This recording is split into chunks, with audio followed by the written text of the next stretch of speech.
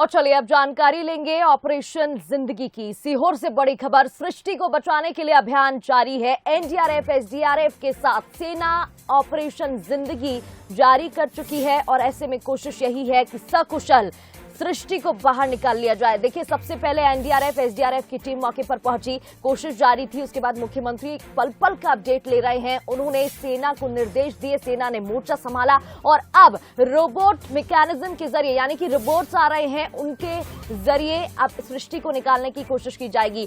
तो हुक से छूटकर 150 फीट गहराई में बच्ची खिसक गई थी। 35 घंटे से ज्यादा समय हो गया है, 2 रातें बीत गई हैं, मासूम अभी भी फंसी हुई। और चलिए अपडेट ले लेते हैं, हमारे संवाददाता सूरज शर्मा लगातार ग्राउंड जीरो पर मौजूद है। सूरज, अपडेट जल्दी से बताइए इस वक्त का।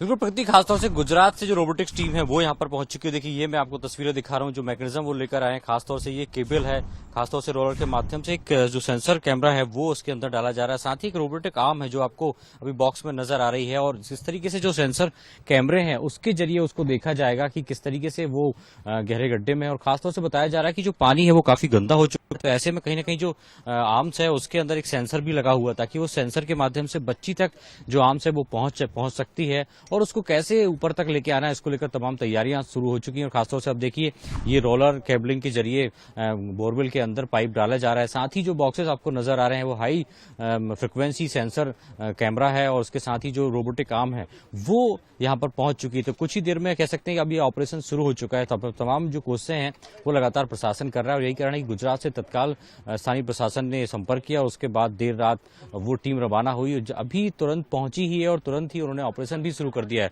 तो ये बॉक्स में भी मैं आपको दिखाऊंगा किस तरीके से, जो एक बॉक्स आपको नजर आ रहा है, जो उसमें किस तरीके से एक रोबोटिक आर्म्स हो सकता है, क्योंकि उसी के जरिए ही निकाला जाएगा। देखिए किस तरीके से एक पूरा टीम वर्क शुरू हो रहा है। आते से ही तमाम जो तैयारियां हैं वो शुरू कर दी हैं और पूरे सिस्टम को ऑपरेट कैसे करना है इसको लेकर तैयारियां की जा रही हैं लगातार। अब कुछ देर पहले ही जो खुदाई है वो बंद कर दी गई है ताकि कोई वाइब्रेशन के चलते बच्ची और नीचे ना पहुंचे। तो ये जो आपको काले कपड़ों में नजर आ रहे हैं ये वो एक्सपर्ट हैं जिनका नाम है महेश अहीर, जो गुजरात से सीहोर जस्ट अभी थोड़ी देर पहले ही पहुंचे हैं। और देखिए ये मॉनिटर उनका नजर आ रहा है। तो तमाम तैयारियां शुरू कर दी और उम्मीद यही है प्रगति कि शायद ये कोशिश सफल हो और सृष्टि सबके सामने हो। तो तमाम तैयारियां यहाँ पर बिल्कुल हो चुकी हैं। ऑपरेशन एक बार फिर से शुरू किया जा रहा है। पहले एनडीआरएफ एसडीआरएफ फिर सेना ने मोर्चा संभाला और अब रोबोट मैकेनिज्म के जरिए कोशिश यही है कि सृष्टि को बाहर निकाल लिया जाए। ये पता करने की कोशिश करिएगा कि ये मैकेनिज्म काम कैसे करेगा, कितना अंतर रहेगा, क्योंकि वाइब्रेशन से बच्ची डेप्थ में जा रही थी, इससे कितनी मदद मिलेगी।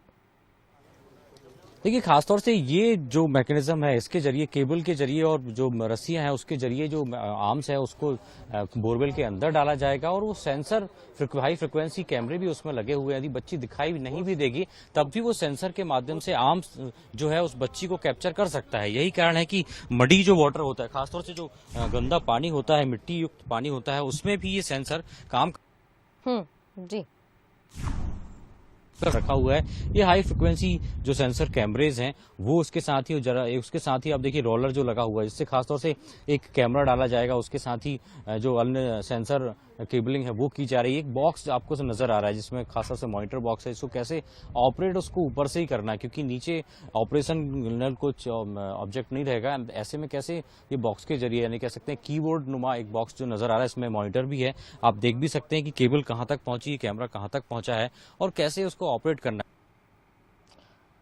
जी। बिल्कुल सूरज, देखिए लाइव अपडेट हम दर्शकों तक भी पहुंचा रहे हैं। सूरज, अगर आपको आवाज मेरी आ रही है तो देखिए निराशा हाथ लग रही है, लेकिन क्योंकि अब टीम पहुंची है तो एक उम्मीद ये भी है कि जल्द से जल्द रेस्क्यू कर लिया जाएगा और सकुशल सृष्टि बाहर आ जाएगी। लेकिन देखिए क्योंकि ये बड़ी दुर्घटना घटी है और ऐसे में हम समझ भी नहीं सकते कि माता पिता पर, परिजनों पर क्या बीत रही होगी। उनकी तरफ से कोई प्रक्रिया सामने आई है क्या, प्रतिक्रिया उनकी तरफ से कोई? देखिए परिजनों की बात करें तो करीब 36 घंटे से ज्यादा का समय हो चुका है। ऐसे में कहीं न कहीं वो भी बहुत टूट चुके हैं। हालांकि वो परिवार और आसपास के लोग उनको संभालने का प्रयास कर रहे हैं लगातार। वो यही चाह रहे हैं कि उनकी बेटी जल्द से जल्द बाहर आए, लेकिन जिस तरीके से जो ऑपरेशन चल रहा है उससे वो भी कहीं न कहीं आशान्वित हैं कि जल्द ही शायद उनकी बच्ची उनके पास होगी। क्योंकि वो भी देख रहे हैं कि 24 घंटे लगातार दिन रात जागकर भीषण गर्मी के बावजूद लगातार प्रशासन कोशिशें कर रहा है। तो कहीं न कहीं परिवार का ढांढस भी इसीलिए बंधा हुआ है कि परिवार के तमाम जो लोग हैं वो भी यही चाह रहे हैं कि जैसे प्रशासन कोशिश कर रहा है तो वो कोशिश सफल हो। लेकिन सबसे महत्वपूर्ण बात यही है कि अब सबकी उम्मीदें इस नए मैकेनिज्म जो रोबोटिक आर्म्स मैकेनिज्म है उस पर टिका हुआ है कि क्या ये सफल हो पाएगा और क्या इससे वो बच्ची बाहर आ पाएगी। तो देखिए ये तैयारियां शुरू हैं, धीरे धीरे उसका पहले सेटअप किया जा रहा है कि किस एंगल पर मॉनिटर को रखना है, कैसे उसको ऑपरेट। देखिए ये सामने आपको बॉक्स नजर आ रहा है, ये वो मॉनिटर है और जो काले कपड़ों में आपको एक्सपर्ट नजर आ रहे हैं ये महेश अहीर हैं जो गुजरात से यहाँ पर पहुंचे हैं। एसपी और एसपी मयंक अवस्थी के साथ बातचीत कर रहे हैं। वो जो एक ब्रीफिंग है कुछ देर पहले उन्होंने कलेक्टर और एसपी दोनों ने दी थी कि बच्ची की पोजीशन क्या है, कितनी डिस्टेंस में वो है और वहां पर कैसा पानी है, जो गंदा वाटर खासतौर से मडी वाटर है तो उस वाटर के अंदर बच्ची फंसी हुई है। तो तमाम जो बारीकियां हैं, जो क्लिनिकल एक कंसर्न होता है वो कलेक्टर, एसपी और जो एक्सपर्ट है उनके बीच हुआ। उसके बाद अब जो सेटअप तैयार किया जा रहा है तो कुछ ही देर में अब ये ऑपरेशन शुरू हो जाएगा। देखिए धीरे धीरे तमाम जो मशीनरी वो अपने साथ लेकर आए थे वो इन्होंने सेट कर लिया है और धीरे धीरे अब ऑपरेटिंग सिस्टम शुरू होगा। तो कुछ ही देर में माना जाए कि ये ऑपरेशन शुरू होगा और सबको यही उम्मीद है प्रकृति की बहुत जल्द से जल्द, कम से कम समय में, जितना भी समय लगे लेकिन जल्द से जल्द जो सृष्टि है वो सुरक्षित और सकुशल वापस परिवार के पास पहुंचेगी। तमाम जो कोशिशें हैं वो युद्ध स्तर पर जारी है और ऐसे में जो अंतिम लड़ाई कह सकते हैं, अंतिम जी तमाम जो लोगों की हो, चाहे वो आराधना पूजा भक्ति के माध्यम से हो या इस तरीके से फील्ड पर रहकर जो लोग काम कर रहे हैं वो तैयारी कर रहे हैं, तो हम सबकी कोशिश यही है कि अब सफल और सुरक्षित सृष्टि वापस लौटे। प्रगति बिल्कुल सूरत, सभी यही दुआ कर रहे हैं, पूरा मध्य प्रदेश दुआ कर रहा है कि सकुशल सृष्टि बाहर आ जाए, जल्द से जल्द उसको बाहर निकाल लिया जाए और ये जो ऑपरेशन जिंदगी है वो सफल रहे। बहुत बहुत शुक्रिया तमाम जानकारी के लिए। आप नजर बनाए रखिएगा, अपडेट आपसे लेते रहेंगे। तो देखिए सृष्टि को बचाने की जंग जारी है और अब रोबोटिक टीम भी मौके पर पहुंच गई है। रोबोटिक मशीन्स की मदद ली जाएगी, उससे सृष्टि को बाहर निकालने की कोशिश की जाएगी।